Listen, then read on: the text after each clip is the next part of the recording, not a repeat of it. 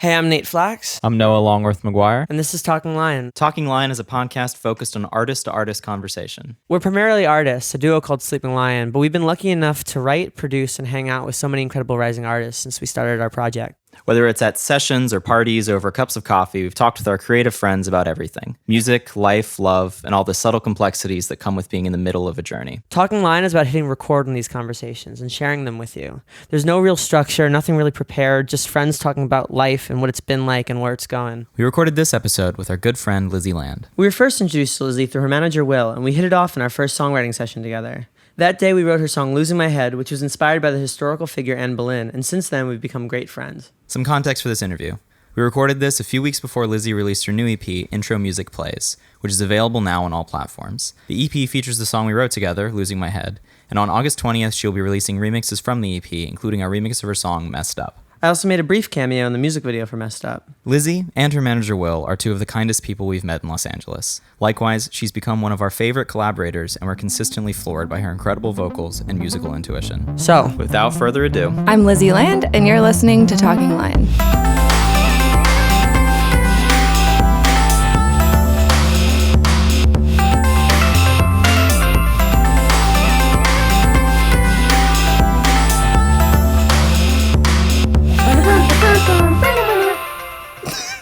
That's the intro music? that is our intro music. Oh, it's really good. Did you guys come up? You obviously made that yourself. well, what's funny is the intro song was like when we first started, like Noah sent me like 10 beats to write over. Mm-hmm. That was just like a weird song, but I always liked it. I'm like, oh, yeah, that'd be fun for like a montage or something. Yeah, we were always gonna like use it in a video or something. Yeah. Right. Like, it should We be the did podcast. you didn't know it would become 3 your years theme. ago. Yeah.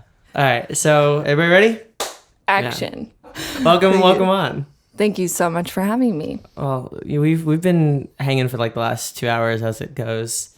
Yeah. Or so. Noah made steak. That was quite the hang. Wine. I'm full. Yes, I was asked what my most favorite food pairing with beverage would be, and I thought of it as more of a last meal and came up with steak and wine. So we had a You thought it was really... gonna be a hypothetical thing. Yeah, like, you thought it was what's I your did. favorite meal? Yeah, I thought it was Not just kind of expecting like a us fun... to make the Right. food. But no, it's good, and we're all wind up a little bit too. Wind up. Wind up. I like wound up though. Yeah, but like implying that Yeah. like as like a wine verb. Like Yeah. how much wine did you have? Well, I'm wound up now.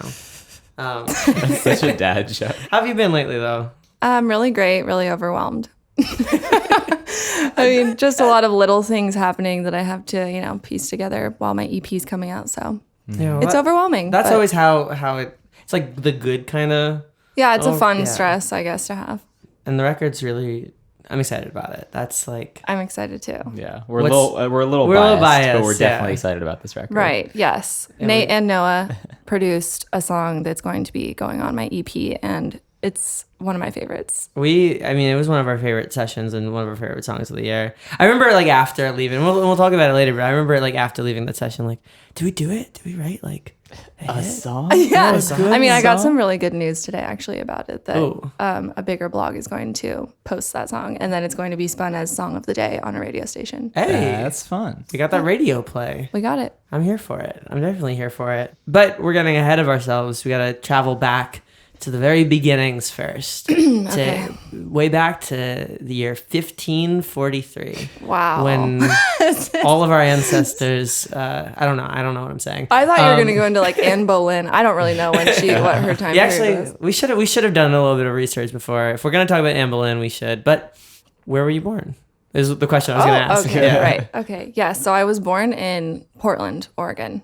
Born and raised there, or did you move? Yes, so my parents were both in the entertainment industry, and they met in Los Angeles filming a movie together. What did they both do?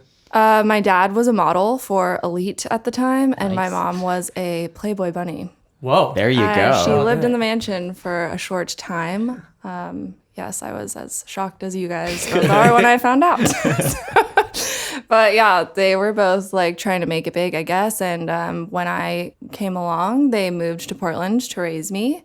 They separated not long after, but I grew up in a suburb outside of Portland. I met your sister too. Is she older? My sister is a half-sister. She's on my dad's side, and she's always lived in Los Angeles. We've never really lived together, but we always like summered together and in Portland. One, was the dream of the 90s alive there? So alive, yeah. It was a weird place, even weirder than it is now, I think. Were you doing music as a kid? I mean, I was always kind of like immersed in something musical. I took like theater classes, and I like to perform in like little showcases, like local things. And I was just kind of like a crazy kid. Like my mom would really let me do whatever I wanted, and I would try to like perform at her dinner parties and stuff like that. So I always kind of like was doing music. My first memory of writing and thinking of myself as like doing music was this. My mom got me this black tape recorder, and I had like a little baby Yamaha keyboard, and I would play like that bossa nova thing and then like sing over it and write in like this little diary these like crazy lyrics, I'm sure, something really like juvenile and stupid. But I would put together these songs and I'd record it on my tape player, and I'd be like, this is Lizzy Land and you're listening to Z100, like my favorite radio station. Then I'd go to the garage and I'd sit in the car and put it on the dash and pretend like I was driving and that it was like the radio playing and like listen to myself. That was like the dream of mine, was to be able to say something like that and like hear myself on the radio. Today's pop today. I think I forgot the actual slogan, but it was, I mean, that was where you would first hear the song. That's how you knew it was like a big song.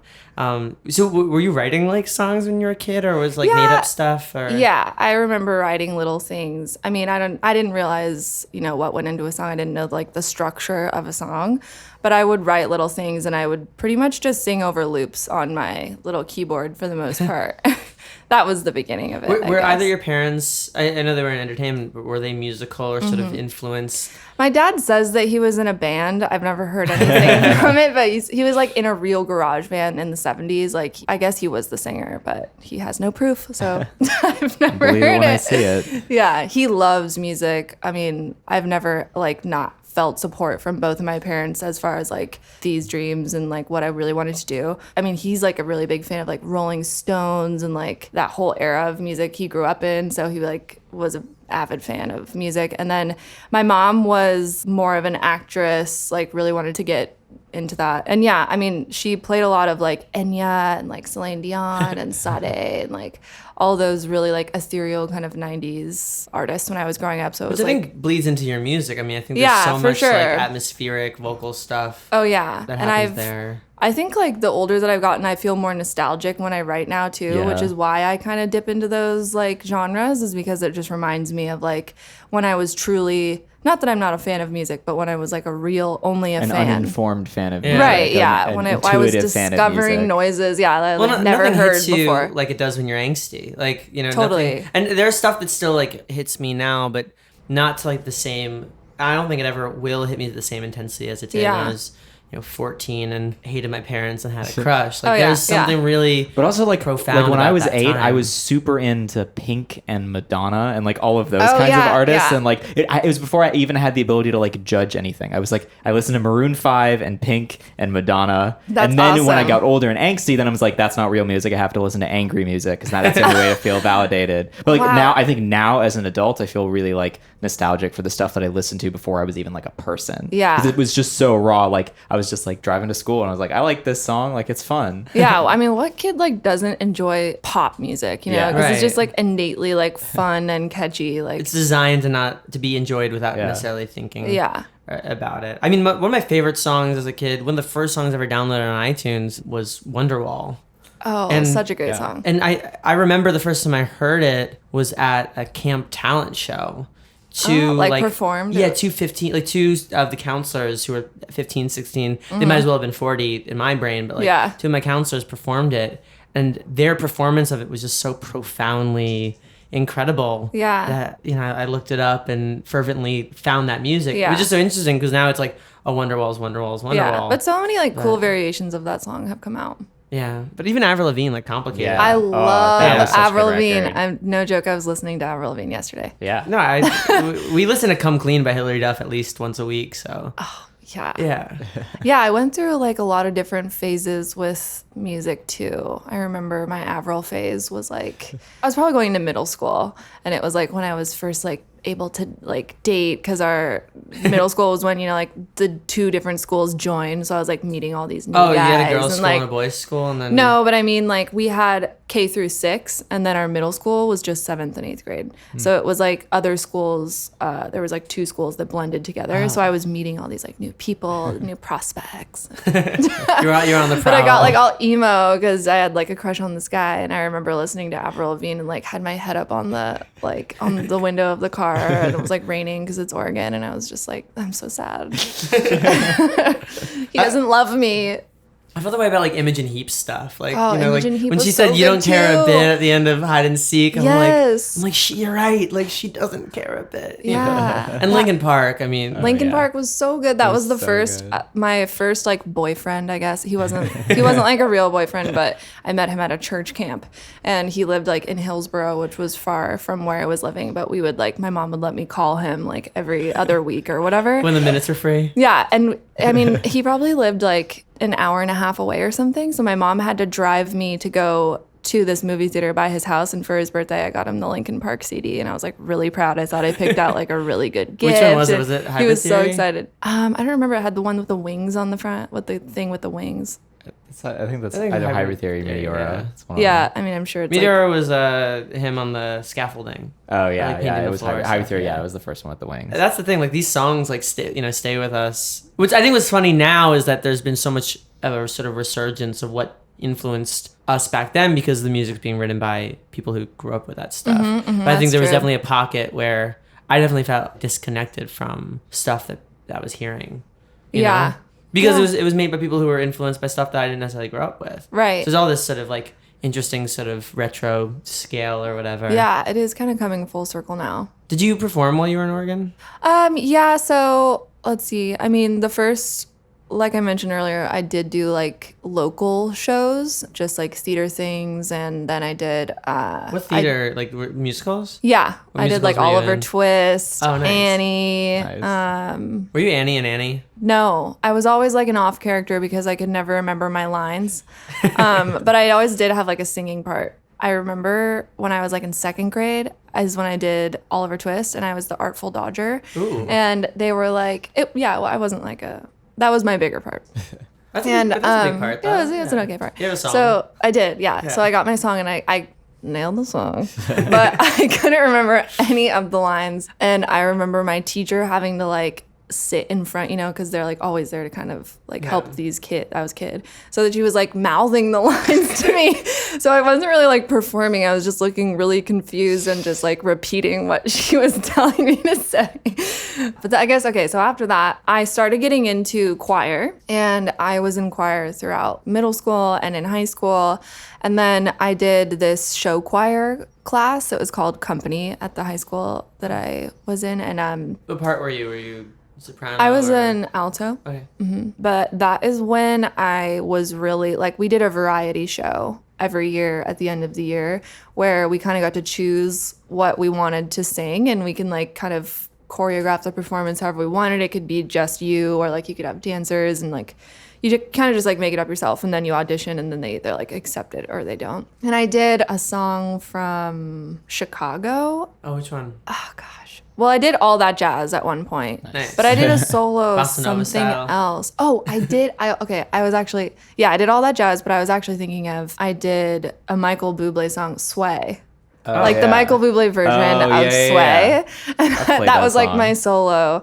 And then after I started performing like that, I was kind of realizing how much I enjoyed it. And from there, it kind of like sparked the idea that I wanted to continue performing. So when after high school, I moved to New York with the intention of really like trying to go for more of a Broadway thing. But when I got there, I was realizing that I wanted to start like writing my own music and do Were less you there of the for theater school? thing. Like, did you go? Yeah, I went to Marymount Manhattan. Oh, okay. And I went for less than a year. I actually dropped out after about a year because I was studying communications. I chose it because I just felt a little unsure of what I really wanted to be studying, and it seemed vague and enticing at the time.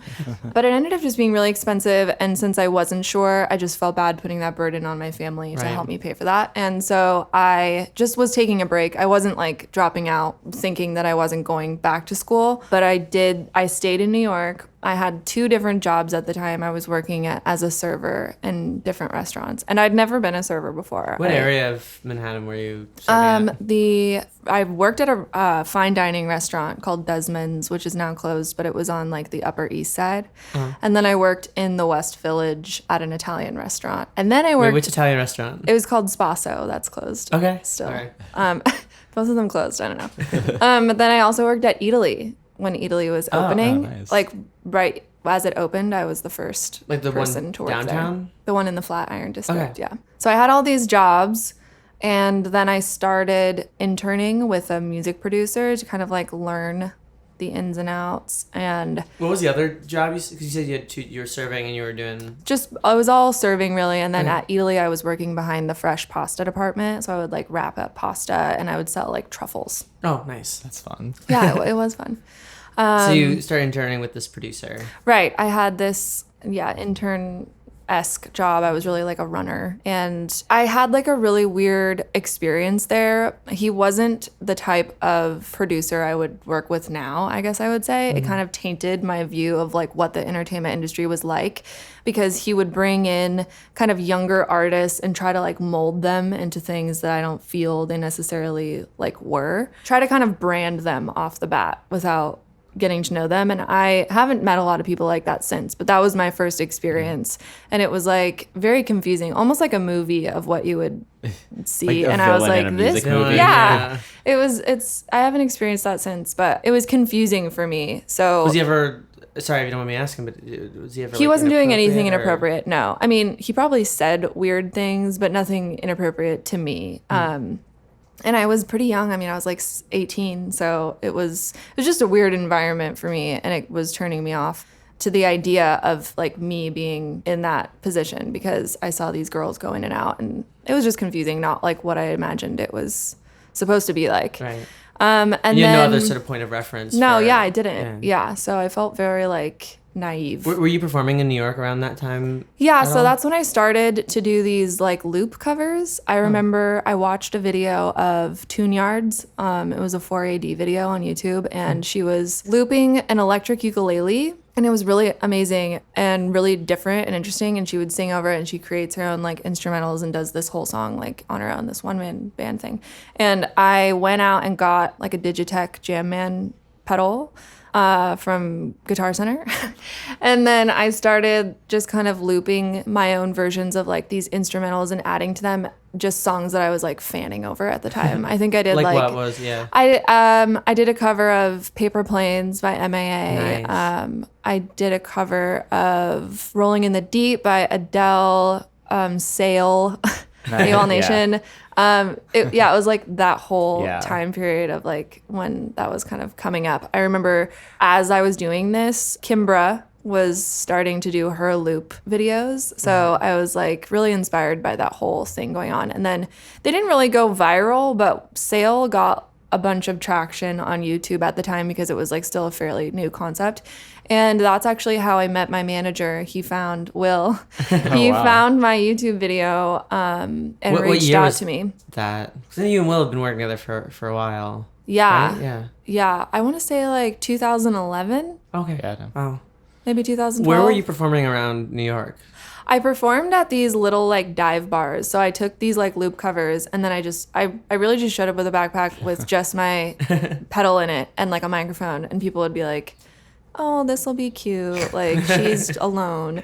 But it was really cool because it was all instinctual. I didn't have anything to quantize the beats with this loop pedal because it doesn't do that. So I Right. had to really just go off of like how it was the vibe of like what I had already laid down and like really time it. And it was like teaching It me was a always lot. really hard. I remember it. 'Cause Yeah. Yeah. You had to loop it within whatever framework you were in. Yeah. And you had to adjust bleed, and make sure that nothing was Exactly. bleeding in. Yeah. That was actually quite an issue at these divier bars because there was so much sound and it Yeah. wasn't like conducive to what I was really trying to do. But you can make it work. I mean, I brought my own amp sometimes just in case their like system wasn't working. I had like a little spider amp that I would bring, nice. and it still sounded cool. Did you ever play the Sidewalk Cafe?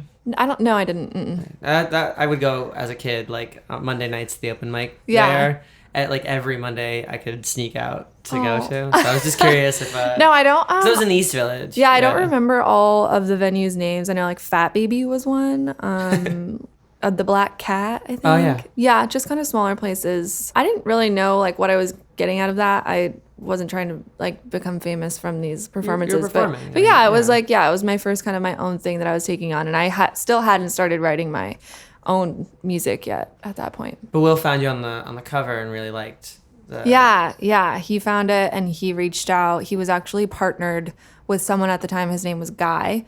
And they were working together as like this like a duo, and Will reached out and said like, I remember him really being interested if I had anything original, and I didn't exactly at the time. I mean, I've always kind of written little like ditties, and I had tried to start a band actually in New York via Craigslist. Nice. It was like an I'm sure all-girl that band. worked Yeah, it didn't go over well because none of us knew how to really play instruments. So when we practiced together, it was just kind of like chaos. So just start an a cappella group. Yeah, that would have probably been a better idea. Lizzy and the Lantones. Right. Oh, that's I don't good. Yeah. But anyway, Will was like, if you ever are writing it, like, we're really interested in meeting you. And at the time, I was actually in the process of moving back to Portland. So he said that when I got back to Portland, to contact them and see if we could like set up a point where I could meet them in Los Angeles. So they were in Los Angeles at the time? They were both in Los Angeles. And then when I moved back to Portland, I kind of gave up on the New York thing because it was just really intense for me at the time. I remember being very like introverted there. It just, the pace of the city felt really fast, and the weather was extreme. Transportation was kind of hard for me to navigate sometimes. It was a lot harder to network musically. I really didn't know where to go or what to do, and my only frame of reference was that other producer that I had interned with. Well, I'd say New York has always had a bit of an issue on the music side. Like, and I'm saying that as a New Yorker. I think there were plenty of places to play and plenty of places to meet people, but by and large, everybody was sort of in their contained spaces. Like, I hadn't heard about sessions or collaborating until we came out here. And I know there is a community that exists, but I think it's just a little bit harder to kind of infiltrate this. I think lately it's grown to be more cohesive since most of those New York artists have gone out to Los Angeles, do sessions, and then come back with that sort of spirit. But you also got so many New York people coming out to LA, because they're just like, oh, okay, like I just want to be where all the people are. Right. Yeah. You trade the delicious bagels for no winter ever. Right. I mean, I love it. When I left New York, I felt very deflated, I guess, because I was upset that it never felt like home for me and that I couldn't make it feel that way. I was always really looking forward to holidays and like going back to Oregon. And it's interesting for me now because when I did move out to Los Angeles, now I consider this home, and then when I rarely go back to Portland other than holidays, and I just really enjoy it here in LA. Yeah, what's weird is I always got the feeling that like New York didn't care if I was there or not, whereas like Los Angeles is always ready to sort of be proven wrong. Yeah, like Los Angeles is like, all right, what do you got? Like sort of from a vibe standpoint. And so, I listened to like New York State of Mind and cried the other day. Oh, just because I get homesick. I get homesick. Yeah, but it is so good. I think that New York is a place that you always have to like leave or come back to, or it's like it's a place that doesn't necessarily feel like home unless you really, really make it home. I mean, the way I view it now is it was just a timing thing. Like if I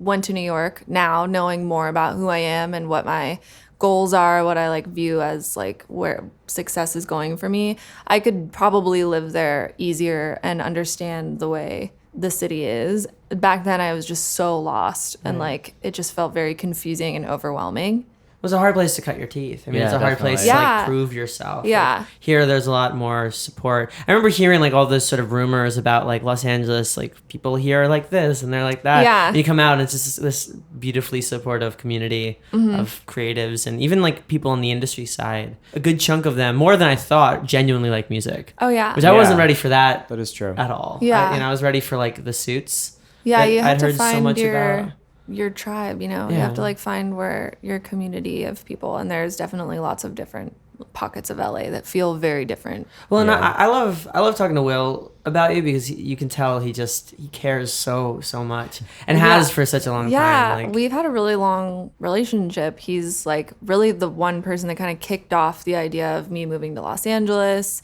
He flew me out to Los Angeles with his partner, Guy, and they took me out to dinner and were like just talking to me. It was so exciting for me because I was like, maybe this is it. Like, maybe I've made it. Like, I'm out here. My sister had, like I said, had grown up in California, but she lives in Riverside, which is just so separate from LA. Right. But I kind of thought of them as the same. And that was the only other place I'd really visited. And I hadn't been to like LA proper since I had been like a kid. So it was just really exciting and inspiring when I went and visited for the first time. And yeah, that kind of lit like this fire under me where I was like, I can't stay in Portland. Like, it's very monotonous for me because there's, like I need to meet new people and get like re-inspired. And so I was just really eager to move to Los Angeles when I did. And what year did you move here? That was 2013. Okay. Yeah. And then when did Sweet Melodies come out? 2016. It took me what quite a were those while. 3 years like when you first moved here and what were you doing in that space? Yeah, wow. Okay. When I moved to LA, I was in a serious relationship. And then the day I moved, he broke up with me. And I had never seen this apartment that I ended up living in. I just saw it on Craigslist and kind of signed the lease from afar. So I was kind of like dropped into this, like, I didn't know where I was, I guess. And it was like a brand new start. And you would think that I'd be like really sad and it would be like hard for me, but there was something really exciting about that I had no ties anymore. Like I didn't need to check in with anyone. Right. I was just kind of like doing my own thing. And it was very, very scary. But there's something about that fear that was like really invigorating and just exciting. So Will put me in the room with a bunch of different producers, and I was really trying to understand what my sound was, what I was going for. But since I had so many references, I'd bring in lots of references. It was so confusing. It was just really confusing, and I couldn't truly like hone in on one sound or one producer, and I was a little lost. I think I just had a lot to learn at the time about like the industry in general and how to write. I was really hard and critical on myself because I wanted every song to be like perfect. But I've learned since it goes in stages, and then you get there you have to keep going. And I would kind of give up on a lot of songs and ideas because they weren't coming together as quickly as I wanted them to. So those first couple years were really just. And were you writing by yourself mainly, or? I spent a lot of time alone in my apartment writing, for sure. It was another very introverted state of mind where I was kind of uncovering what I even wanted to say in music. And I was a little hard on myself to a point where I needed to take a break. And I started working with Nick Littlemore of Empire of the Sun. Oh, cool. On this Cirque du Soleil project. And I'd go over and he would kind of like give me these prompts for a show that had already existed. I believe we were writing for Caw at the time. And we would just kind of make sounds, and there was no lyrics to it. It was all like little noises, and we'd watch like this little like performer, like a spider falling from the ceiling, and we'd kind of have to just like express what that sounds like. That was a great exercise. It was so necessary. Cool. I didn't realize how much I needed to just kind of get out of my own head and just kind of feel and like make noise. Right. So it definitely opened up my mind to a different style of writing and just like feeling instead of being so like nitpicky about the narrative of the song and that kind of thing. Where did you first meet him?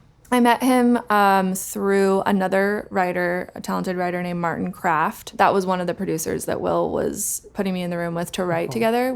I wrote a bunch of great songs with these people, but none of them felt like it was setting the tone for the EP that I was trying to write. And that was always the goal, is that I really wanted 5 songs that all kind of sounded similar, but I couldn't really commit to anything at the time.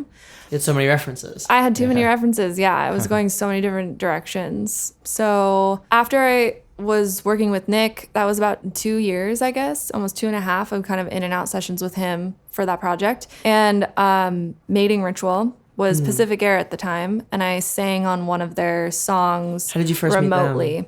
Okay, so that's a separately important story. And so, gosh, the timeline is like kind of hard to figure out. I was in a band called Combro Chill, which was a dance band And it was This was under in the 3 years you were like we're in the early years of being in Los Angeles. No, this was before. This was before I went to New York, or directly after. I took like a break in between to go on tour with this band. Gotcha. Conbro Chill. Gotcha. And I was just like a dancer, singer in the background.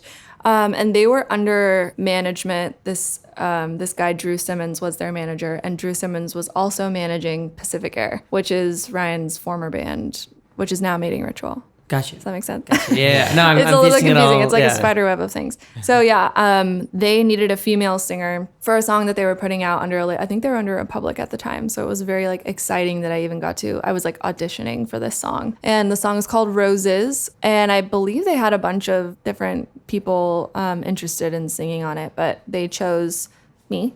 I mean, I think I agreed to do it for free or for like little to nothing, so that was probably an easy decision. Good incentive. Yeah, great incentive. But I recorded it remotely in Portland, in Eugene, actually. And then it came out. I moved to Los Angeles during that year, and they were performing at the Avalon, which was right by my studio apartment in Hollywood. And they were like, if you want to come sing it with us, you should perform with us. So I went and sang it. And then we became fast friends, and I started performing in Mating Ritual as a synth player. Oh, wow. And I would do background vocals for that. And then that is where my first like real collaboration with them, or in general, happened, because I wrote Cold with Mating Ritual, and that's how I got like my Spotify page, and like it was on real distribution services. That, like I had my own name. Start the artist project. Yeah. I think seeing that come to fruition was really exciting for me, and it felt like real. So I was like, wow. And organic. It doesn't sound like it was, everything else is very sort of calculated. Like, I just had to kind of let go and stop trying so hard to like do everything so quickly. So that song came out. When did you put out the first thing for you that was like separate from Mating Ritual? So it is connected to Mating Ritual though, because I wrote Sweet Melodies with Taylor Lahan, aka Suede James. He had an instrumental that he had been sitting on for a while that he was going to use for his own personal project, but he didn't know what to do over it. He was just kind of messing with it in the meantime. And I listened to it and I was like, this is amazing. If you're not going to use this, I'd love to try to write something to it. And when I sat down to write Sweet Melodies, I believe I wrote it in under 2 hours. It just kind of poured out of me. It was very natural. And I was totally alone in a room, just kind of in gibberish, these melodies were coming out. And when I finally got the lyrics to it, I just kind of listened to it and I knew that was like the sound. That was like what I wanted the EP and the tone of the EP to sound like. So that was just the jumping off point. And that was in 2016. That's awesome. And, it's a jam straight up. Thank you. Yeah. It's one of my favorites. It's funny, like in my head, especially before you came, I was trying to piece together all the like things that had to sort of come into play for all of us to have met the way that we did. Yeah. Because 2016 we were still back in Boston. We didn't come out until like September 2017. I'd seen Will around because he was friends with Grant, but I didn't meet Will until South by Southwest. We were all in Texas together. Ah, yes. And I went up to him because I recognized him from showcases or whatever. And I was like, oh, hey, nice to meet you. And we really hit it off, and we were just talking about all kinds of different stuff. And he was telling me about you. And we decided to get like breakfast when we got back to Los Angeles. We got breakfast. You were showing me your stuff. It was really, really cool. He's like, by the way, she's playing The Resident. What year was this? Well, this was 2018. Oh, okay. So Will was like, Lizzie's playing The Resident. You should come to the show. Yes. It sounds like fun. So I remember that night was just borderline surreal because I was a little bit late. So when I got there, you'd already started.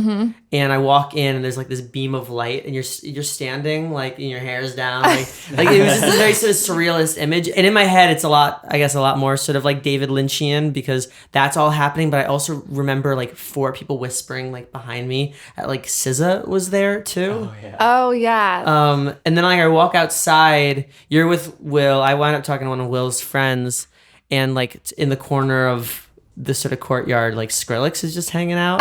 Yeah.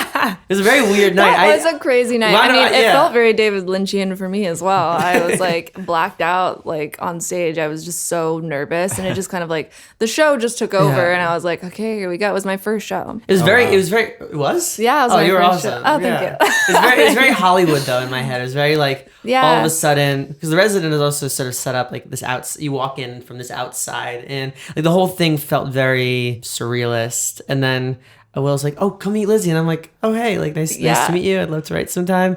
And I remember like you're super sweet, but you're also just like, I don't think I'm free for like 3 months. Yeah, I think I was like trying to finish up a bunch of songs so that I could keep, because a lot of the songs that I performed that night were not finished. Those were like demo versions of the songs that they became. I just really was like, I want to do this show, and I had really committed to like that year doing it in that span of time. So I was like, let's just do this. Like, but yeah, that was a surreal night. But the first session that we ever did, finally, like, wound Oh up being- man, was, yeah, what and a that was great such day that was. I hardly can imagine what it must have looked like from your perspective, because 15 minutes before you arrived, I was doing like a crossword puzzle, and one of the answers was like Anne Boleyn. Oh. I'm like, okay, so who's this person? So I recognized the name, but I looked her up, and she was obviously beheaded by one of the Henrys. Obviously. I mean, for the history buffs out there, they're like, tell me something I don't know. Yeah. You know? So she was beheaded, but I think what was really fascinating was the reason she was beheaded, because he wanted to get out of his marriage, but he couldn't come up with a reason, so he sort of made up like that she was an adulterer, and she was tried by like 12 of like Henry's friends, and this was all happening around the time of the Kavanaugh hearings, so it felt weirdly relevant, even though it was 400. It's definitely still relevant. For Yeah, sure. in like a really fucked up kind of way. And I remember also being really moved by this Wikipedia article that right before she was beheaded, she addressed everybody, and she was just like, yeah, fuck this world, I'm happy to go. Yeah. Like, she was so like happy. Because she like, knew she hadn't really done anything to deserve. Like, Yeah. Yeah, that her whatever. circumstances were just so. Well, she was like, messed this up. world is really cruel, I'm ready to bounce. Yeah. Like, I remember we were out on the balcony, just like, and you're like, hey, so what's been on your mind lately? And I'm like, have you heard about Anne Boleyn? Yeah. We went down the rabbit hole. We went down the rabbit hole, but we were just like, what if we wrote a song called Losing My Head? Like, and that was a joke when we first sort of, but then. It's a beautiful concept in that song. I think it really works. Well, and I think like you very much make it work, because, we say a million things whenever we're talking pre-session, but, it connected with you. And then what was interesting was, I was playing like a waltz at one point, and that was the first time you sang the melody, and it was over 3/4. Yeah, the gibberish. Like, losing my head. Right. And then like I'm like, oh, that's a really pretty melody. Oh, yeah. And so then we just from there, I think we'd wound up doing the whole. That was a quick session, too. Yeah, it came together we really did, we quickly. did a lot of stuff in that session. That was back when this room had nothing in it but a piano. Yeah. Yeah, it But really is. It was so a different pun. now. It was I don't mind at all. It was I'm losing my head, but I don't mind.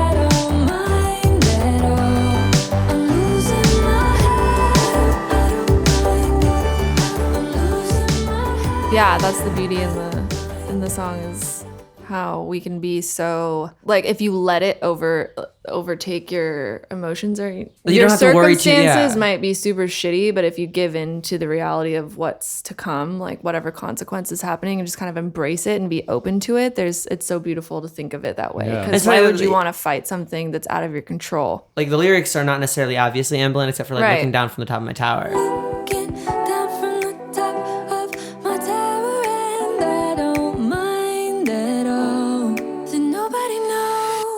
But that could also be a metaphor. Didn't we have an Oedipus? I think we tried to make an Oedipus maybe. reference. But and then when we were at the very end, we were kind of just like toying around with the 90s call and response. The losing my head. Yeah.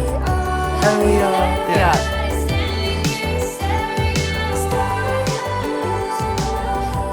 What was that session like for you? Like where you come in and all of a sudden, this lanky guy is going like, have you heard about Anne Boleyn? Like, No, I honestly really loved that. I mean, every session is so different. Every like writing process changes. And when I walked in here with you guys, what I really appreciated and what I feel like we don't do enough as writers is really just like sit down before the session and kind of unwind with each other, and like we were just kind of shooting the shit. And I think that's really important so that we don't go into a session with just the purpose of like, we need to write a hit or like write a song today. And it's like vibing each other out. So we're all on the same like wavelength. So we know where like our headspace is kind of aligned.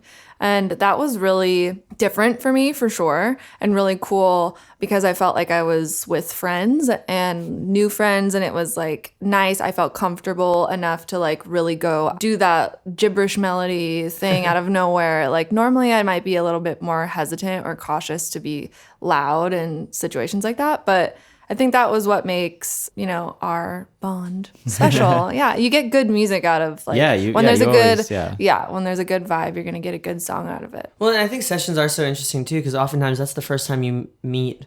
I mean, we had met before, but we hadn't really like talked that much. Or, like, hung out. That was my first time meeting you. Yeah. So it's like sessions are in a way. I mean, some of our closest friends we met for the first time writing a song. Yeah. There's this sort of weird irony. It's either irony or zen of the best songs tend to come when you're not worried about whether or not you have a song by the end of the day. Right. Yeah. I think all three of us when we came in were enjoying the conversation enough to be like, if this was all we got out of today, great. Right. The pressure was off. Yeah. That song almost felt like it already existed and we just kind of like carved it out of wherever it was just hiding. Stumbled upon it. Just like, when that happens, that's the best feeling in the world, though. Yeah. Oh, yeah. And it really can for people that aren't in the music industry. I mean, when my friends ask me, like, how is it when you don't know someone and you just walk into a room and you have to like write a song together? Like, it's 100% intimidating at times because you never know how they write and what their process is.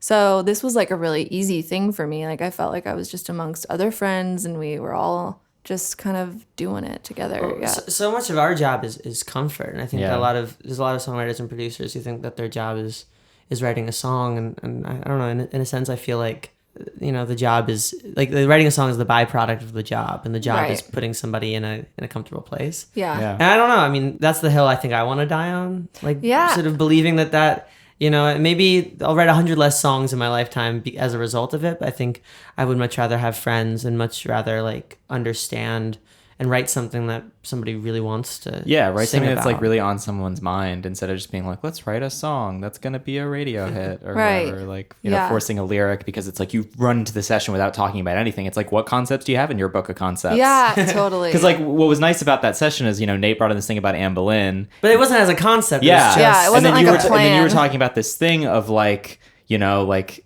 we all walk around and it was like this concept of like, oh, like everyone's life looks perfect from the outside, but you don't know what's going on inside. And that's like a hard thing to write about. We've tried to write about that before on multiple occasions and it hasn't always been the best song. But I think having that with this like fun metaphor, like it clicked together very easily because we were just sort of talking about it beforehand. Yeah, absolutely. I think the other thing that's fun is that between the demo and the final, there wasn't. I mean, I think we wound up going over like minuscule details. For I know, like a couple, it really didn't change that much. I think the biggest change was you and I went back and forth on that. Harder to find. Oh, yeah. You know, versus harder to find. But yeah, it was a very special song, you know, and I think that also sparked a friendship because we've all hung out just like, not to write, just to hang a lot. I feel like so much of the stuff we wound up even collaborating on has been these sort of happy accidents. Like I was at the music video shoot for you had like kind of a big role. You had the mirror face. I was the mirror face, yeah. But during a break, and I was like hopped up on like some medication because I was sick. Oh, nice. I didn't know that. I think I came in. I'm like, it was the medication that like I think it was antibiotics that sort of get you like buzzed. Yeah. So I was and so while everybody was relaxing between takes, I was like a little bit dancing around. Yeah, I was a bit excitable. And there was a piano there, so I started playing because we've been listening to Messed Up like 70 times that night. So I started playing on the piano, and you come over really excited, like we should go to Joshua Tree and record a music video for the acoustic version. I know, when we were so close to doing that. I mean, we did end up. We recorded it. Yeah, it exists. I'm very happy. A piano version. Yeah. And even like the remix too. I mean, it's like, oh my gosh, yeah, your guys' remix is probably my favorite or one of my favorites. Well, it was really, I mean, one of the first remixes we've done in a while, and it was just fun to definitely one of my favorites that I've ever done. What was cool about that is that it's kind of messed up in its own way, and it fits together like this weird puzzle that just works. Like,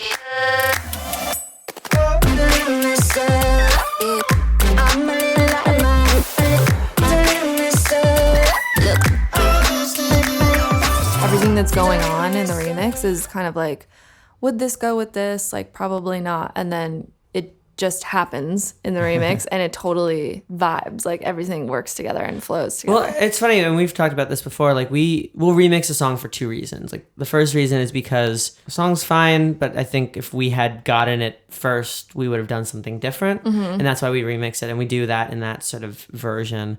But the other reason is, like, the song's great, and the song is, like, the production did everything it needed to do. So can we, like, fuck it up? Like, you know... I love that. it's a philosophy. Yeah. But also being artists that have like received remixes, like, you know, I know what I want out of a remix. Right. So I think that's also helped me inform like what I, you know, I'm just like, I want to just do like really interesting things with this. I know, we I really- could tell too. I mean, I knew when I asked you guys to do one that I was going to get a good one. Well, we were really influenced by, like, from the start, by how, like, Lito would remix. Because Lito would add in his own verses. He would, you know, add in his own voice sometimes. He'd bring in his, you know, his own samples and his own sound and his really amazing grasp of theory. And a Lito remix was not like anything you'd ever hear. Yeah. And that was something that we wanted to do. We're like, all right, if we have the chops and the wherewithal to do it. Sometimes we'd ask friends, like, hey, do you mind if we, like, throw in some of our own vocals or some of our own, you know? And so that's, like, his philosophy of remixing, I think, opened the door to, like, a lot more freedom for us. Yeah, and I think that's I love when remixes are very different from the original too. I mean, you don't want it to be like It's a hat on a hat otherwise, yeah.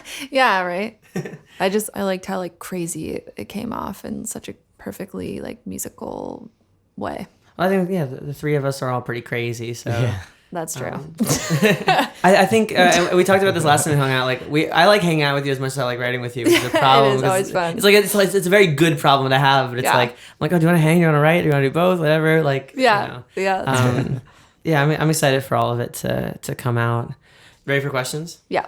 Okay. Yeah. So these are lightning round, but take whatever time. Lightning Yeah. is a Loose. It's a very loose, loose term. term. Yeah.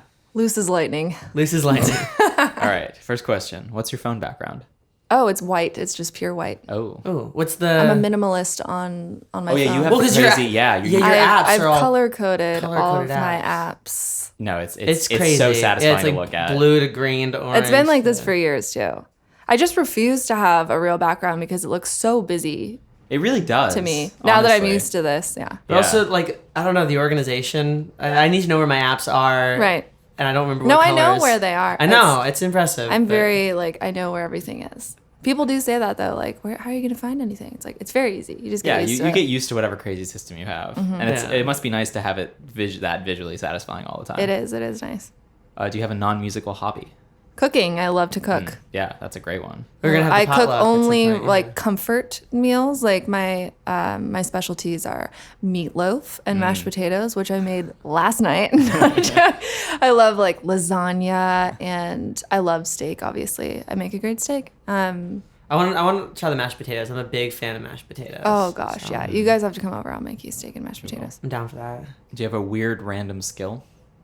I can make weird shapes with my tongue, Whoa. like do the that. clover thing. You know, Yeah, I can't do Oh, that. yeah, I can do that. I can kind of like roll it. Oh, weird. What? Okay. That doesn't Sorry. translate to a podcast. Yeah, I but don't that know is how to impressive. describe what just I don't happened. Little know if I want to alien-esque. describe what just happened, but I just, yeah. for the listeners back home, Explicit content. I just saw Lizzie's tongue do something I never knew a tongue could do. And, all right, point proven. You can do Use you your have a weird imagination. random skill. Yeah, all right. what skill would you like to have? I guess I always wanted to be better at like sports. I'm really not Which sport? coordinated. I used to play like city league basketball as a kid, and I was just the really annoying girl like on defense. That's like get her away from me. So I'm not that coordinated when it comes to sports. And I think as a kid, I always really wanted to be like on a soccer team. I don't know sport. I don't know if I really want to. You know what? I might be lying. I don't really care about sports. I don't think I'd want to play sports. You would lie to us on this I'm truthful just trying to think podcast? of like what I. But like, it'd be nice to just be like, I can shoot a 3-pointer anytime I want. Like that would Yeah. be a good skill to have. Yeah. Okay. Yeah. That's my answer. Which fictional universe would you want to live in? Oh, like Harry Potter. Nice. Okay, yeah, that's a good one. What superpower would you want? I want to read minds. Ooh, That sounds. that's yeah. it seems- Actually, would that be really hard for you to cope with?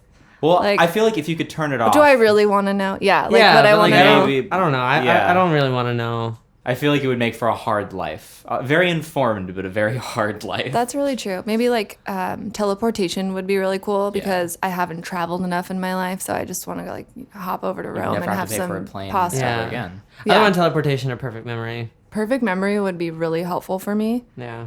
I'm like a goldfish. I would say I have a really good memory. Like I know I know that about you. I yes. really like I just that's- don't. That's important to me, but like Sometimes I can't even remember what I like had for breakfast. who are you? Wait, what? Hello? Where am I? Hello? All right, this next one is where and when would you time travel to, given that there are no paradoxes, and you could also be a fly on the wall, like If you wanted to be. if you wanted to be. Where and when? Like Celine Dion's first show. That's a great answer. That's a great answer. Yeah, go for it. All right, the most important question: I'm would nervous. you be a pirate? I would be a siren. Ooh, Ooh, that's a good answer. that's a good answer. I'll take it. Do you have a tattoo? Yeah. Oh What is God, I was literally just gonna tell you what it was because it's kind of pertains to that. I have a tattoo on my right foot that says "Official Mermaid Princess." Whoa!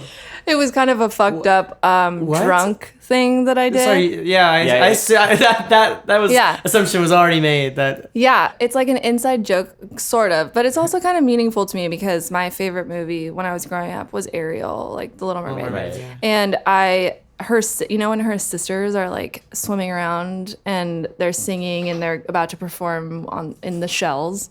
Oh yeah. Like I wanted to be one of her sisters so bad. So my like idea was that I was trying to be like Ariel, and my sister and I like talk about how I was like this mermaid princess, and I was thinking I was gonna get all these like stick and poke tattoos, and this was gonna be like one of the first, but I just got it, and it terrified me so much that I haven't got another tattoo since, and I've looked into the process of getting it removed like a million times, but I'm terrified of how bad it's gonna hurt. If you could do it all again, what would your first tattoo be? I mean, I don't take it back. I would probably get that same one just because Okay. it's very like me. Like, It okay, is, yeah, okay, it is, Lizzy, yeah, great. Of Yeah. course you would do that. It's very funny. Yeah. Um, It is if you know me, and if you don't, you're like, oh, that girl thinks she's a princess. Cute. It's like one of those like stickers that you get from the like sparkly stickers. It's like 99%. Well, I think Yeah. it's funny. It's like a very endearing drunk tattoo. Yeah. Yeah. Like it's not like. And it's fucking big too. Like you can't not notice it. if you got if any animal as a pet, given that it wouldn't kill you as well, what would it be? Any pet? I mean, given that it wouldn't kill me, I don't know. I just love my cats. Okay, but let me think outside the box. Like a dolphin would be really cute, but That's a at good the same one. time, like I don't want to make a dolphin my pet. Oh, like ethically. Yeah. Ethically, yeah. But yeah, I suppose if you had Given like that it wouldn't kill me, maybe like a bear a would be bear, really fun. A bear would be so That'd be much cool. fun. If it was like cuddling me and like really You could cute. ride the bear. Yeah. to work. Just a big friendly Yeah. bear. Like a big brown bear. Ride a bear into sessions. That'd be fun. Oh yeah. Or just like bring it to the session. Like, sorry, I gotta bring Charlie here. He's just Yeah. It's like no, you don't talk about it, and then it's just like, can we talk about the bear in the room? Yeah. It's like, no, it's fine. Eh. What would you name your bear? I just said Charlie because it came out like Okay. it just sounds like Charlie a bear the bear. name, or like I think would it- name it like a human name for sure. Like I name it Teddy. Teddy. Teddy the bear. oh, there you Teddy go. the bear. All But right. Theodore. Theodore the bear. Theodore when the he's in bear. trouble. Oh yeah. Theodore Barrington the second. Paddington too. Paddington too. Oh, no. It's like My what's with, bear. what's with the bear in your living room? It's like that's Paddington too. Everybody's looking around for Paddington 1. Oof. All right, now we have the round of favorites. What's your favorite color to wear? Red. She's literally wearing This is all like red. kind Case of a in new point. thing though that I embraced red. I always loved like lavender or green. But I just really like red now. It's my favorite color. Your socks are lavender and red. Yeah, there you go. I mean, those are my two favorite colors. Yeah. Favorite holiday? Christmas. Aw. It's a good one. It's a classic. Favorite meal? Steak, or actually, probably any pasta. I love pasta, and like a creamy pasta to be exact. Like I love like Alfredo pastas. Nice. Favorite movie, book, or TV show?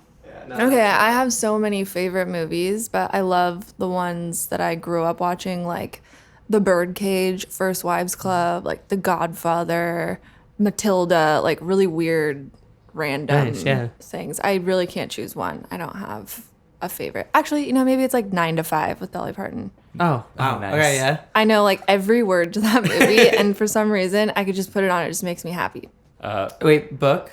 Yeah, book. But my favorite book, I'm not like an avid reader, but I did read all the Harry Potters, and I loved them.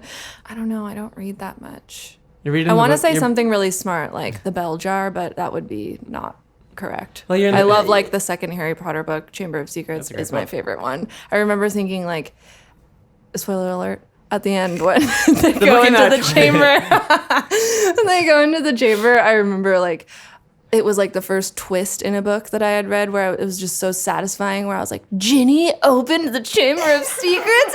And I was like so excited by the book that it like really like, after that I was like so hooked that I would be the girl at like Borders or whatever bookstore you were at, like in line when it like came out. Yeah. Hey, that'll do it. That'll definitely do it. Oh, and then TV show? TV Yeah. show. Gosh, I love TV so much. This is a tough one. So do we, you know that. Of all time, I've never really thought of that. I love the Romanovs Oh, yeah. as well as Black Mirror, same kind of thing.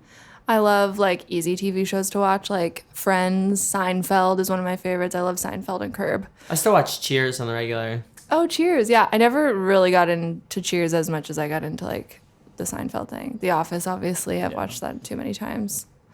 But you're like a I love documentaries too. That's not a TV show or a movie really, but or I guess Documentary it's now, a movie. though. It's a movie. Documentary now is so It's a good. great TV show. Oh my god, yeah. Catalina Breeze. Catalina. That's on Spotify. They put Oh, that Is it around. really? Yeah, it's amazing. Favorite date you've ever been on? I mean, my boyfriend took me to Paris for my birthday That's pretty good. That's a good move. last year, the year before last. Like that whole thing, I want to consider a date. That's a real mating Yeah. ritual. Ba-doom. Oh, That was terrible. Best Halloween costume you've done? I've never been good at the Halloween costume thing. I always wait till the last minute and I always just like draw something on my face because I waited so long. And then every year too, I always go, okay, that girl is wearing such a creative costume. I've got to do something next year. Next and I year. never I'm do gonna it. plan it so far in advance. I'm trying to think of what I've even been. I mean, I've been an M&M. I thought that was really fun. It was Wait, a how big were you an blue M&M? M&M. Like it was an M&M, Oh, wow. like an actual piece of candy. Yeah. But I've never really got that creative with Halloween costumes. I always wanted to be a character. Oh, The Fifth Element. That's one of my favorite movies. I always wanted to be Lilu or the actual diva that sings the diva song. Yep. All right, Yeah, that'll that's a that'll good do one. it. It's funny. I don't think we've ever been like particularly creative about costumes, but have minimally gotten away with a lot. Like one year, Noah spray painted his hair white, and I bought a yellow shirt, and we were Rick and Morty. Oh, cute. That's a good Yeah. one. And that's a one good year, one. I put on a blue shirt and just grew out a beard, and he put on Just a red sweater. and we were Miguel and Tulio from El Dorado. Oh, That one was that's amazing. a great movie. That was Wow, you guys, yeah, I can see it. Even What now. did we do last year again? Well, I was about this close to getting a red shirt, rolling up the sleeves, and getting a football, and then we very much could have been Tommy and Greg Cicero. Oh, from- okay. So one of my ideas that I did want to be was the Haim sisters because someone Ooh. had told me that I nice. looked like them, and I wanted to get 2 cardboard cutouts of the other sisters just in the so I'm in the center. But that's a lot of work. Can so. you whistle? Sometimes, yeah, a little bit. I Can you can whistle do- with my teeth as well, like Whoa, Whoa. that's cool. a bird. Wait, can you do more of that? That's awesome. I forgot that I could do that. Can you whistle losing my head? Okay.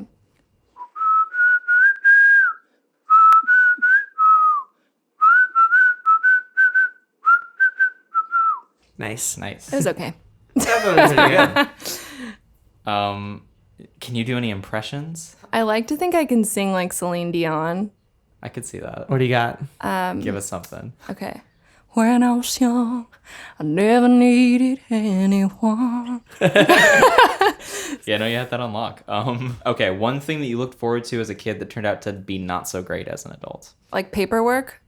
Yeah. I used to like play businesswoman. You know, my mom actually was working at Prudential Financial for a long time, and she'd bring me these like post-it like all the like supplies home. She had her little desk, and I'd like sit at her desk and think like, oh, I can't wait till I like do my own paperwork. And obviously that sucks now. So I remember like distinctly saying to my dad, like, I hate you. You get 100 emails a day and I only get like 2 emails a day. Like, I hate you. I hate Yeah. you. Like, I wish people emailed me as much as they emailed. I just like, I imagine in retrospect now, like, I just must have sounded like such a schmuck. Cause now I'm like, I want Not 2 get emails. 100 a day. emails Give a me 2 day. emails a day, please. Seriously. Yeah. are you like a person that has like a bunch of unread emails on your phone? No, Okay. I have like shortcuts on Gmail. I have like macros and folders. My unreads are like 2 and they're like serial numbers for programs I Yeah. still gotta download. I'm I really can't good at checking my stand email. when things build up like that. Yeah, That's no, another me like neither. really annoying thing that I do with my phone. Like I can't have the little, The red, little dots. red dots. Yeah. Well, it would ruin your whole color scheme if you had the red dots, you know? Oh Yeah, yeah, that's that doesn't true. go in the blue section. I'm actually better at checking my email than checking texts. Yeah, I mean, yeah, that's Yeah. true. I think sometimes I am too. What's something you did that you'll never do again? Get a tattoo. There you go. Could have seen that one coming. Do you have a scar with a story? No. Oh, well, okay, yeah. I do have one on my leg. My mom, wow, yeah, this is a story. Okay. So my mom used to ride motorcycles for BMW. Okay. I have some amazing pictures that I can show you. But she was like a real badass, and she was like the model for BMW, where she would like ride around the world, really, and then she'd ride into like the convention center on the new model, and then like take her helmet off and like throw her hair around and shit. So she got a motorcycle from BMW, and I remember she had 2 motorcycles. She had a Bonneville Triumph and this BMW that was like much quieter that I would like to ride on, but I rode on both with her when I was young. And we would go like up and down the coast of Oregon, and she would kind of like strap me on her back with this like little harness thing. And we stopped to get gas on the way to this place called the Enchanted Forest, it's a really strange mini theme park in the forest in Oregon. And I loved it. And before we got there, we stopped at this gas station, and somehow like part of my leg was exposed. I believe I always wore pants when I was riding on the motorcycle, but somehow my like legs, like I'd lifted up my pants or something, and I was like walking around because it was really hot. And the exhaust pipe on the motorcycle was super, super hot, and I leaned up against it, and I got a huge scar. It was burn? like, yeah, it was a really intense burn. And then it didn't hurt, I remember, because it hurt so bad, you know? And then yeah. later it started to hurt, and I had a scab like that turned into this like really weird white scar. But I think it's kind of healed now. That's really the only like scar that I have. Did you go to the hospital for it or? No, I don't think I did. But my mom did have to like wrap it and I don't know. Do you have any recurring dreams? I used to have a dream when I was younger of this like a wading pool, like a baby pool kind of, but it had wood on the outside. And I would fall in my dream into the pool, and there were wolves around the pool. And when I weird. stepped out of the pool, I would wake up like the wolves ate me or something. Whoa.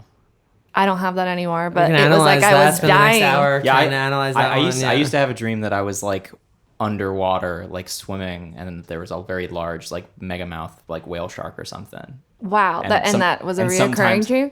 So yeah, it came a couple times, and sometimes I would just be there. One time I was feeding it pies, but I don't think that was recurring. Oh my God. But I would invariably get eaten at some point and wake up. Once I Yeah, got eaten. yeah. And I remember it was like a choice that I knew where I was, and that if I stepped out, Yeah, I would die. Yeah.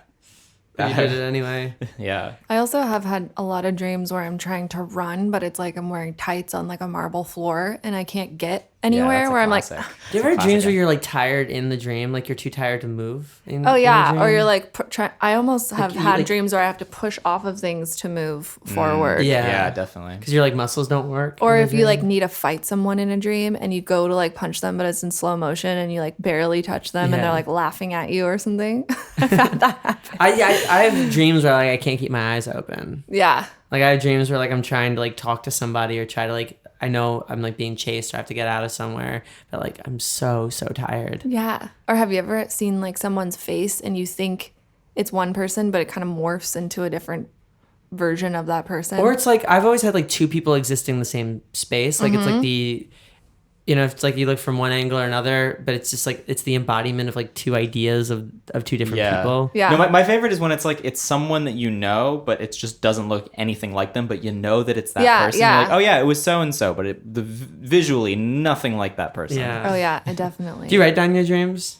No, I not that often. We'll like walk to breakfast and be like, I had this dream the other night. That's like I have looked up weird dreams that I've had, like if I remember them, just to see if there's any kind of relevance to where my headspace is at.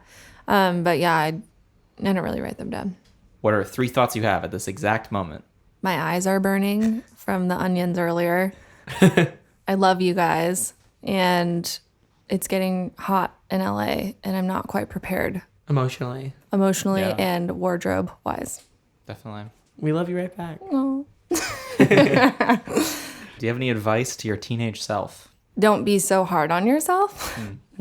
Yeah, I think that's like everyone should just chill out in their teen years, because you think like everything's so important and that it like every move you make matters, and like being cool is cool, and it just doesn't matter. Like you should just be happy and have a good time being youthful.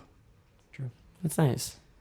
Do you have any advice for new artists, producers, and writers? Yeah, I would say I think that being really critical on yourself when it comes to music is only like a disservice to you. If you don't release things when you feel like they're done and you're proud of them, then they sit around too long and you might not release them, and then you have no room to evolve as an artist and grow. So just kind of being okay with where it's at in the moment and knowing that that's where you were as an artist in the moment should be enough for you to release something and just kind of move on and create other good songs.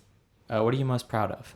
I'm proud of the fact that I can talk about who I am as a person and like my own growth, because I think for a long time, like the Playboy Bunny thing, when I found out that my mom was in Playboy, it was like such a shock that was the first thing that I ever like kept secret, and I became very introverted in those moments, and I started to kind of shy away from like being silly, and now I'm at a point where I'm kind of internalizing all of it, and as an artist it's coming out where my vulnerability is important to me, and I think that there's so much of that in the songs that I wrote and that I included on the EP. So I'm proud to be able to just say like in Messed Up that I'm a little bit messed up and that that's okay.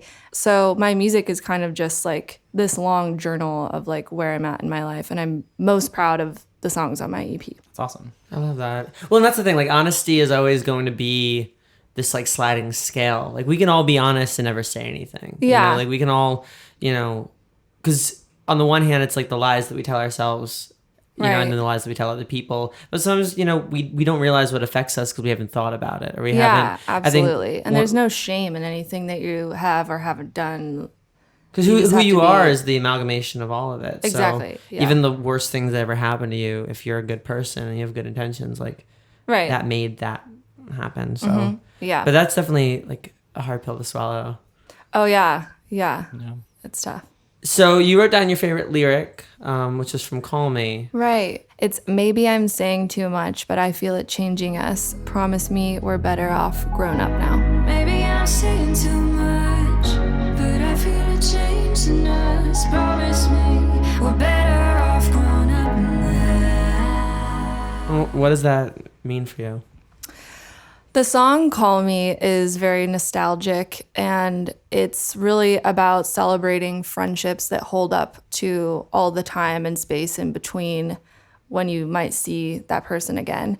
I have a lot of friends, but this specific sentiment only really pertains to a handful, because I think no matter what, as you're growing up, a lot of friendships or just relationships in general are going to fizzle out. And that's okay, but there are some that I feel just kind of hold up to all of that time and that means so much. So basically, it's about that friend that you can call on at any point in your life. Let's say you haven't talked in like 10 years, and they're going to answer and they're going to be there for you. And I wanted to kind of just celebrate that kind of relationship. So this line is like, this person that I wrote it about is a good friend of mine, and she's not great at like expressing emotion, or she gets a little bit uncomfortable if I'm ever like, I truly care about you, you know, like we're, you know, like, so I'm like, I said, maybe I'm saying too much, but I feel it changing us. Like growing up and talking about it, it can be an uncomfortable thing to talk about because like they're slipping away. But you know, like promise me we're better off grown up now. Like promise me that in all of this, like being an adult is better than being like juvenile and stuck to a moment in time, if that makes sense. Yeah. Well, it really resonates. I mean, and we've talked about this before, but this really resonated with me because like my two best friends, Luke and David, like I've known Luke since I was in 3rd grade. Yeah. Pretty much my entire life. And David, you know, likewise. And we would go to lunch every day together. We would hang out every day together. And even while we were in college, we would all surprise each other for each other's birthdays. Like we would drive up to Philly or to Boston. You know, I miss them because I moved 3,000 miles away from them. Yeah. But I still play League of Legends with Luke every once in a while. And I call David really regularly. And what's cool is that friends like that, you don't necessarily have to call all the time. Luke visited for my birthday this year. He didn't surprise me because we had to like coordinate, but he visited me for my birthday. He got to see my world and my friends, and he saw like us play the Echo. Oh, and that's so special. It was really special because I wasn't sure if, I wasn't sure isn't the right word, because I think, you know, I knew, but like I didn't know whether I was deceiving myself and thinking that we were all going to be fine and as friends, you know, when we were adults. But I think, you know, you find your people and you put in the work, and that means something. Yeah. I think also another way of explaining it that might be more clear is like, I think back to when we had first met and we were so young. It's almost like the phase when you're little and you pinky promise each other that you're never gonna like be apart, and that like I'm gonna be at your wedding, and when you buy a house, I'm gonna buy a house. It's like these little promises that you had. So it's like, promise me we're better off grown up now is like, what's pulling us apart is growing up, and that's what makes it sad. So it's like, it's almost like talking to the kid that you once were. And being okay with all the time and space and what happens to relationships, and that's sad, but it's okay, and we will always be there for each other, just like those pinky promises. You know, it's like my best friend and I aren't like playing video games for 10 hours in his basement, but on the other hand, you know, I'm not like cursing him out because he said like so and so won't like me back. You know, our friendships are different, and it's bizarre to think I'll be at their wedding and they'll know my, you know, kids or whatever. Like there's so much life ahead of us for all of us, and that's something I'm really looking forward to. Yeah. Because I know that we'll all be able to grow and change together. Because I think it's really easy to grow apart, but if you don't want that, then you fight. You know, you fight for it. Right. That's what I think the song's a reminder of, is that, you know, just call when somebody's on your mind. Yeah, you know? Exactly. That's how they stay with you. You have this EP coming out. I do. I'm so excited. It's been a long time coming. Yeah. What's it called? It's called Intro Music Plays. I love that. It's really a nod to cinema. It's like I've always had like movies playing throughout my head as I write songs. I'm a very like visual person, and I love watching music videos. Often I'll actually be writing and then I'll have a music video that I just am a fan of on mute, and I'll kind of sync them so that I can kind of see what it would look like. Yeah. Is there a music video in particular that you really love? I love the Chet Faker video. Oh, nice. All of his videos, actually. And then I love Kung's. It's called Your Girl or This Girl.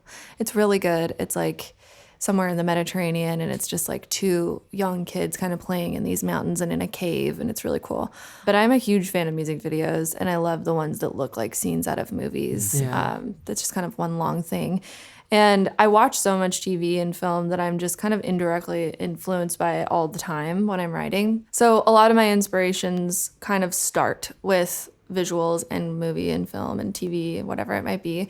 So I really wanted, it just kind of came to me one day. I also watch movies with subtitles on often because I'm usually probably like eating and I just can't hear, but I've gotten used to looking and how reading. Loud do you eat? Well, you know, just like I just like to put them on if I'm like far away, because I'll be sitting at the dining room or something and like just kind of look over and it's just kind of on. I just feel like I get a lot more out of movies also when the subtitles are on sometimes. I just kind of miss directly things. With like the text of the thing, like with the script behind it. Exactly. So when I envisioned like the whole process of writing the EP, it felt like one long scene for me, and it's like building up to this moment where I'm kind of coming out and I'm trying to be vulnerable and really just introduce myself as I am in a way that feels like intro music to a movie. So it's just sort of a nod a nod to cinema in that way. Well, what I like great. is that the songs on the record span from Bad Things, which is like more of the cinematic, sort of atmospheric, to Messed Up, which could be out of like an 80s film, Yeah. to something like Losing My Head, which falls somewhere in like the Tears for Fears, but also potentially like the 90s era. Right. Like, but it all feels very sort of cinematic and climactic. Like it feels like it's every song builds towards Yeah, point. a lot of the structure is almost like a movie, you know. It starts off like very gentle and there's a lot of like development emotionally, and then at the end they're always a little bit bigger and a little more theatrical, cinematic. And I want them to play like that, you know, like I want it to play out in a way that builds and isn't just one thing and the whole time. Well, even seeing you live too, I mean, there's just so much like energy, like when you perform. And you Yeah, perform with it's Taylor, still so right? new for me. But yes, I generally perform with Taylor's on keys. I usually have a guitarist, but have been playing a few shows without them, and it's just me and Taylor, which is also really fun. But yeah, I'm still kind of building out the live show. It's still very exciting and also very nerve-wracking because I always just get so overwhelmed with wanting it to look and sound in the way that I hear it in my head. Right, And, yeah. you know, I always put that probably unnecessary pressure on myself. But Well, that's what you're saying, the advice you would give to young artists. yeah, I It's just like- got to do it. You say something, Noah, that I really like. Oh yeah, I opened up a journal. I was trying to convince myself to write in a journal, and I asked myself like, why do I have such a hard time with this? And I wrote down the phrase: "It's never going to be the right thing if it isn't anything at all." Yeah, that's so true. If you don't do anything, nothing's going to happen. Yeah, I think you're like, you have so much energy on stage that no matter what you end up doing with it, like it'll work. And it's just different stages of like good and great and like how that'll work. So Yeah, it's always been kind of an innate thing that takes over that I sometimes I plan on doing things and it doesn't happen, but something else even better happens because it's just a natural, whatever I'm doing is generally like, live shows are fun. You have fun. yeah. That's the whole. Yeah, you do have to just relax a little bit and enjoy it. I have learned that if I'm too like robotic about what I think I need to be doing next, then I kind of lose track of where my emotion is in the song. yeah. And I think you can definitely tell in live shows that I've seen that I feel are the most powerful. You can tell that they're in the song, you know, that they're feeling what they're saying and that it's a fluid thing. Right. Well, when you played Madame Sam, you had that one song where you say "Hey" really loud, and I love that. Oh, You, yeah. you do a karate pose on it. It was Yeah, there's a lot of like in space in between where I'm not singing, so I just kind of like vibe out to it. I was losing my shit for Losing My Head. Like, Oh yeah, I mean that one's got even better live. We figured out. I can't wait. No, I can't wait to Yeah. see it. Is there anything else you wanna share to the world? I don't think so. I'm just really excited for everyone to hear the EP. I've got an EP release show coming up, which I'm really excited about, and then I'm going on a mini tour with Mating Ritual this fall.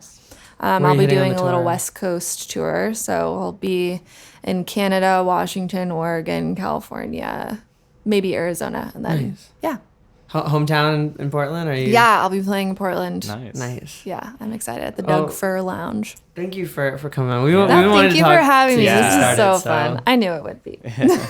You're the best. Love you guys. I'm losing my head, we are. Everybody standing here staring at the sky. I'm losing my head, harder to find. And suddenly I don't mind at all. I'm losing my head, I don't mind at all. I'm losing my head. We would like to thank Jägermeister and Isotope for their early support of Talking Lion.